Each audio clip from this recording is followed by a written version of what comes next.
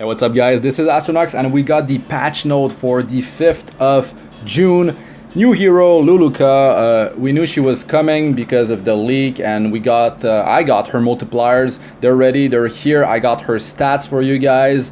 And yeah, let's begin. She's an Ice Mage. Let's play this video. Ice Mage Aquarius. So I check Bazaar. He is a 5-star mage as well. That is Aquarius, so they're gonna have the same stats. So her skill 1 has a multiplier of 187%, and you deal additionally 20% damage depending on how much health they are missing. So if the target is missing 50% health, you will deal 10% more damage. Skill number 2 is a barrier. The strength of this barrier is based on 37.5% of her attack. And there's also a defense buff out of this barrier, which is it's pretty insane. Skill 3 has a multiplier of 176%, and you build up stacks. You can build 3 stacks, and you get 20% damage increase per stack. The multiplier is low on this, but this is an AoE, and it's pretty insane. I'm not sure if that must be the skill right here. You can apply defense down. You see, it just got applied. With skill ups, it's 75% chance. So now, like, if you need that defense down, she can bring that for you, and also she can support your team with defense buff and a barrier that scales off her attack, which is really cool. All right, so let's move on to the patch here. Okay. And her memory imprint is attack percentage for all 4 slots. It doesn't work for herself. Any hero, like their memory imprint doesn't work for themselves, but it's 10.8% attack increase. And okay, that's how she looks like. And Ice Elemental Mage. Let's go to the skills right away. Attacks with intense elemental force, damage dealt increased proportional to the amount of the enemy's lost health. So like I said, at 50% health, you're gonna deal 10% additional damage. It's nothing crazy really. So that's called Wild Wave. Number 2, skill 2, Rikos's Blessing. 3 turn cooldown and the soul burn for 20 souls. God, -2 turn cooldown. Now the thing that is really powerful with this soul burn is that it affects her skill 2 and skill 3, which is huge. So with skill up, this is a 3 turn cooldown. You soul burn it, it's up, like it's always up almost. So with the Blessing of the Stars, grants increased defense and barrier to all allies for 2 turns. Huge survival increase when you apply defense buff, plus you've got a barrier as well. Barrier strength increase proportional to the caster's attack, and like I said, it's 37.5% of her own attack. Skill 3, 4 turn cooldown. It's called Wave of Vengeance. Attacks all enemies with the power of Rune with a 50% chance up to a maximum 75% chance after skill ups. Chance to decrease defense for 2 turns. Damage dealt increase every time using the skill, and can stack up to 3 times. So on a long battle, if you this buff should carry like if you're doing like hunts. If you're using it on the first wave, it's gonna, like, the stack is gonna stay on you for when you reach the second wave. And I mean, 75% chance is quite good. She's ice, so of course you can use her in Wyvern. The thing is, defense buff will be removed from the Wyvern when he attacks your front liner, so it's not gonna help you much there. And in terms of damage, it's not looking amazing really, but you have to build her with attack if you want to scale that barrier as high as possible. So you kind of have to, you will deal more damage if you do that. The thing is, she's more of a support hero from what I can see. She doesn't have some super high damage multipliers, and the damage increase from missing health on skill 1 and the damage increase from stacks on skill 3 is nothing crazy. But I'll talk about her stats now. So I think she's more of a support hero. There's always players that would build a hero like offensively. But if you have a hero that can apply a barrier, yeah, it scales off her attack. I mean, if you go with a crit chance necklace or crit damage necklace, you're losing. You could go for attack percentage instead. Or you just go survival. You just go survival. You're gonna get a bit of a small barrier, and you cannot use her with another hero that applies barrier. If you want to use her with Dian, let's say it's not gonna work. Like she's gonna break Dian's barrier, it's gonna replace it with hers, and her barrier is not that strong compared to Dian, unless you have a bunch of attack on her, and then she's not gonna be that tanky if you do it that way. Anyways, so I feel like she's more of a support. This new artifact supports her.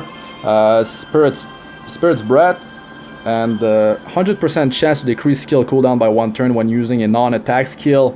That is very powerful for her.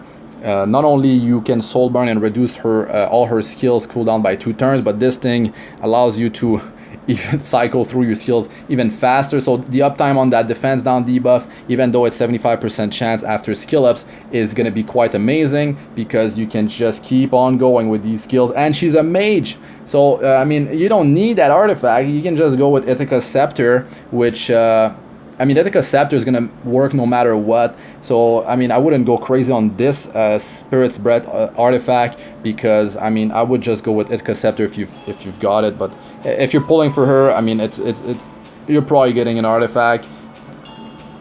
It can always happen. So drop rate up, and yeah,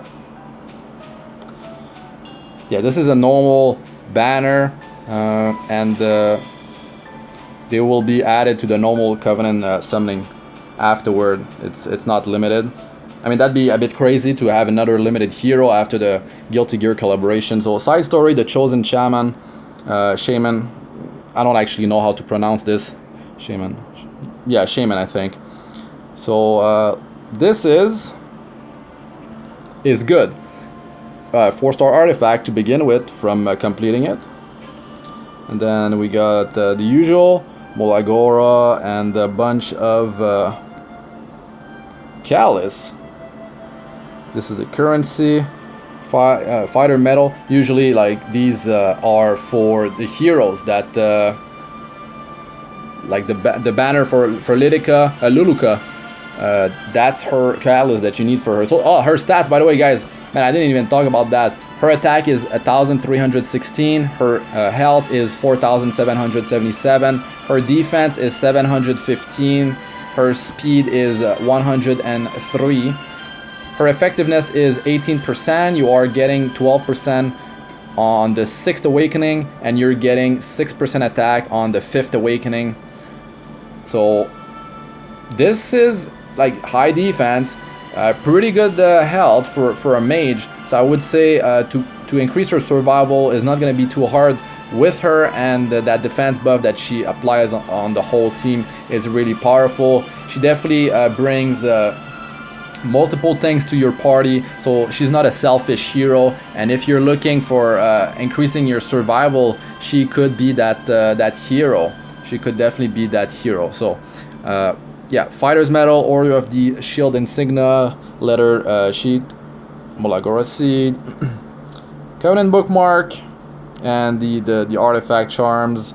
These are the things that I buy. I also buy the lower tier, the Frost Runes. I don't buy Giga Phantasma from this place, but I get all the Callus. Okay, now bunch of leaves, gold, Sky Stone, Silver Transmit Stone, and yeah, that's it. Covenant Bookmarks as well here, and like I said, the 4-star random artifact. Now it doesn't state if this should show on the Europe server as well. I don't see any reason why it shouldn't be there. So this should be across all servers.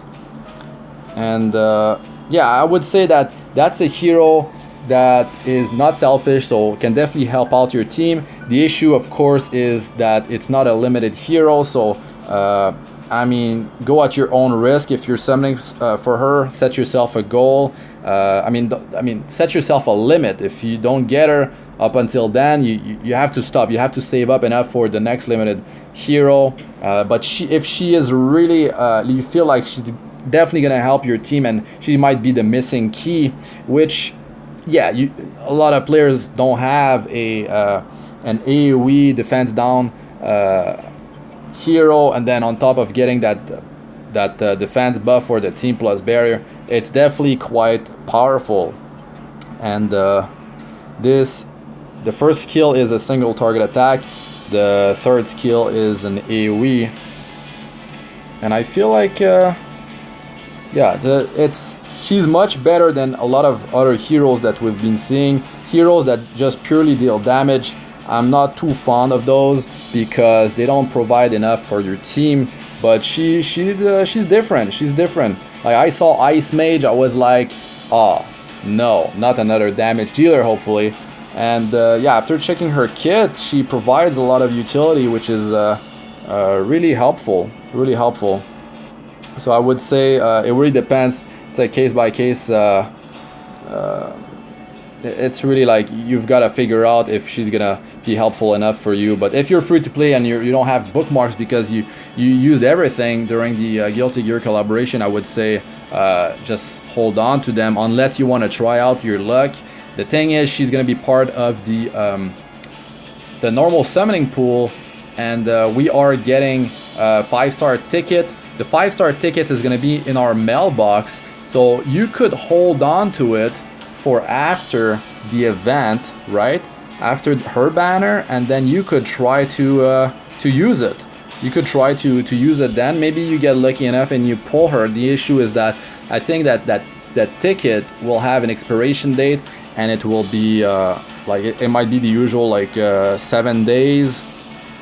And this event lasts for, yeah, it's not gonna work. This is 2 weeks actually. This doesn't work. But yeah, you can also get her later on. It would definitely be unfortunate that you use all your bookmarks. You could go up in the thousands, really. It happened to me, and that was actually just to pull an artifact, and I never got it. 1,555 Covenant bookmarks. But overall, cool hero, not just a damage dealer. And yeah, I think that's gonna be it for this one, guys. Thanks for watching. I'm Astranox. Like, comment, subscribe for more. Press the bell icon for like to be notified whenever I release a new video, and check out my other videos. They should be showing up on the screen now. Playlists of all sorts, Arena, Guild Wars, guides, tips, and how-tos, and the Abyss floor 62 plus. So check those out if you haven't. And also have a new playlist for the new server, Europe server. So I've got a bunch of tips in each videos for how you should progress in the early game, and yeah, a bunch of tips that can also be applied later on, not only early game but mid game, even late game. There's some tricks there, so just the way to handle things, to really get strong as fast as possible, and to be efficient with your currency, your time, and all that. So and also I talk about my progress on the Europe server, and I'm having a lot of fun. If you haven't jumped on it, maybe you should give it a shot. Do some re-rolls. Maybe you get something that you always wanted to play, and I mean, you could just build a team that's just different and just have fun with that, and see where it takes you. Maybe you get lucky with summons here and there. You don't have to spend money. Like, you can just be a free-to-play player and still have a lot of fun, because you get so much currency early on thrown at you that you can just you can literally play for at least like 2 months non-stop. 2 months non-stop, but most players don't have that time on their hands, so you can definitely go up 3-4 months without stopping, and you can just farm non-stop. So yeah, I would recommend like giving it a shot, even if you don't have that much time. It's a lot of fun. It's totally different, all the meta, PvP and all that. It's not super stall teams just yet. So yeah, anyways, that's it for this one, really. Peace out for now, guys.